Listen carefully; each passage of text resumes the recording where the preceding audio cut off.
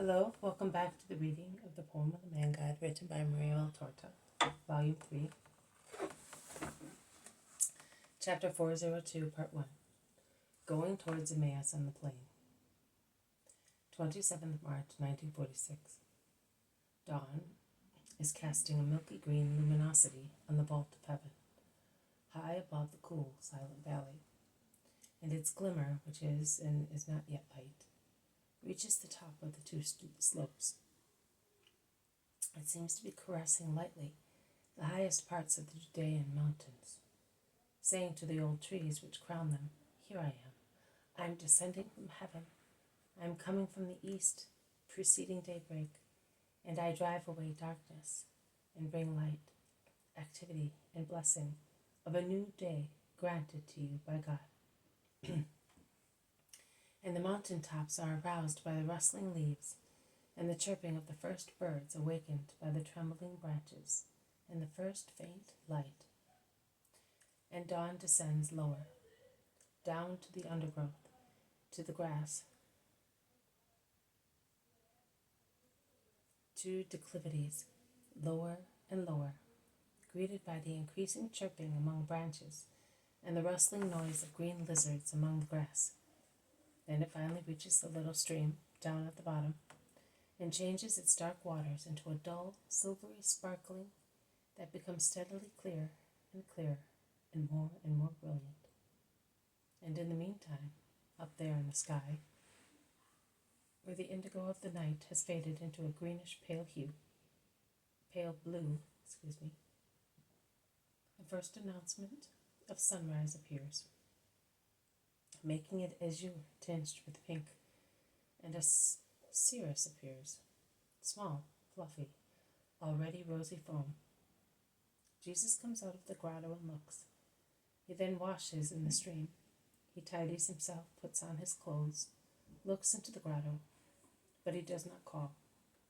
Instead, he climbs the mountain and goes to pray on a protruding peak, which is so high that it is possible to see a wide view to the east. Excuse me.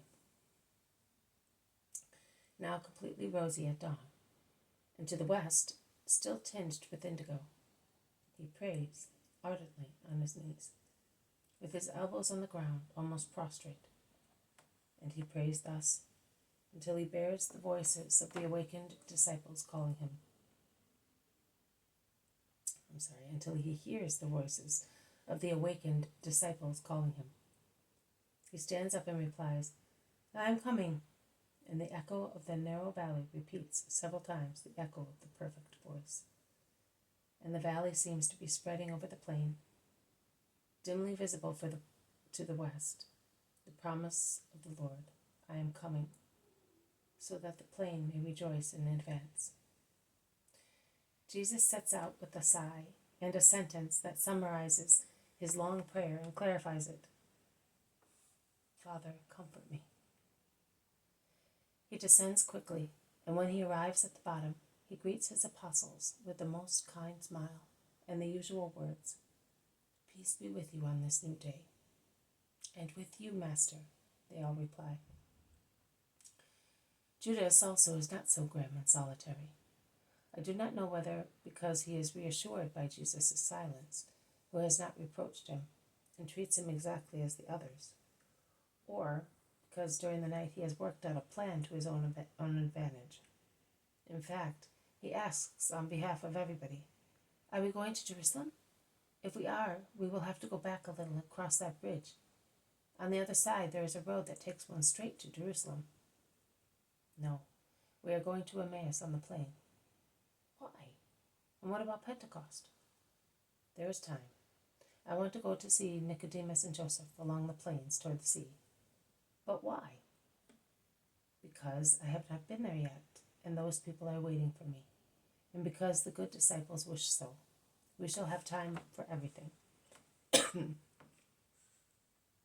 "Is that what Joanna told you? Is that why she called you?" "There was no need for that. They told me personally at Passover, and I keep my promises." "I would not go there. Perhaps they are already in Jerusalem. The festivity is close at hand." And in any case, you might meet some enemies, and I meet enemies everywhere. They are always close to me. And Jesus darts a glance at the apostle, who is his grief. Judas speaks no more. It is too dangerous to go into details. He realizes it and becomes silent. Judas speaks no more.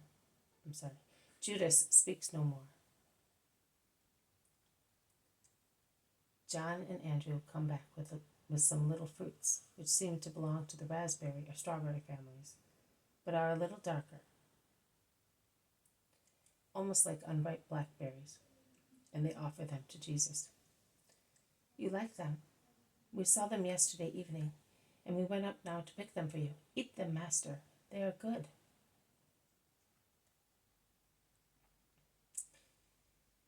Jesus caresses the two good young apostles who are offering him the fruit on a large leaf washed in the stream, and who, more than their fruit, offer him their love.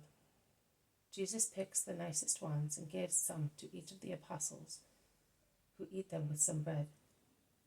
We tried to get some milk for you, but there are no shepherds about as yet, says Andrew, apologizing. It does not matter. Let us walk fast, so that we may be at Emmaus before it gets very warm. And they set out, and those who are more hungry continue to eat, while walking along the cool valley, which becomes wider and wider, ending in a very fertile plain, where reapers are already working hard. This has been a reading from the Poem of the Man God, written by Maria Valtorta, Volume 3. Chapter 402, Part 1. Going towards Emmaus on the plain. Thank you for listening. I will see you tomorrow. May God bless you, and may peace be with you.